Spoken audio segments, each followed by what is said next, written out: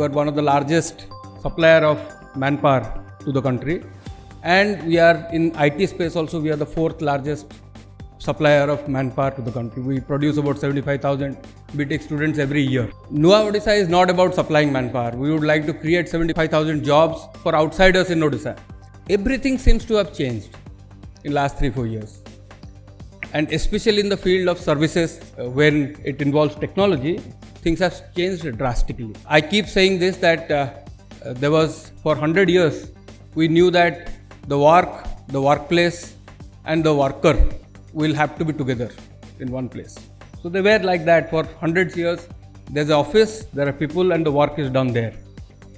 During COVID and after it, by force, by whatever was destined for this world, these three things, they have been decoupled.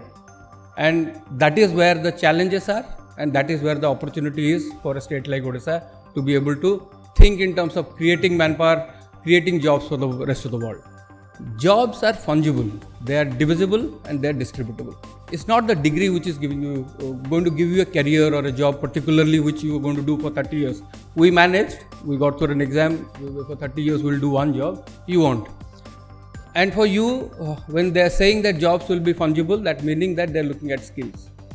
If you are good enough to create something, that part of your skill will be monetized. They will pay you for exactly that part.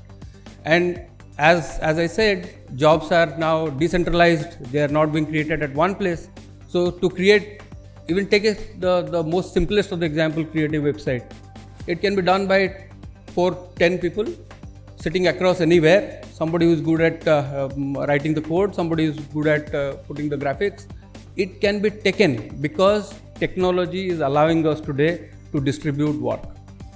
And in that context, we have to get our next generation ready to take up jobs like this. The numbers are staggering. We see in the digital space, I think 2026, India would require 30 million digital assets, digital human beings who would be able to contribute. Not less than 1 lakh new jobs will be created in semiconductor space every year now. We are looking at about 2 million jobs in 2032 in the space of semiconductor where we had nothing to do about 2 years back. The space is changing rapidly. Odisha is one state which is open.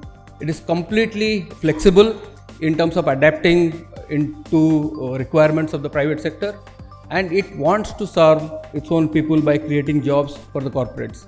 The state doesn't think in a small manner anymore. One state which is underwriting Indigo to run its international connectivity from the state.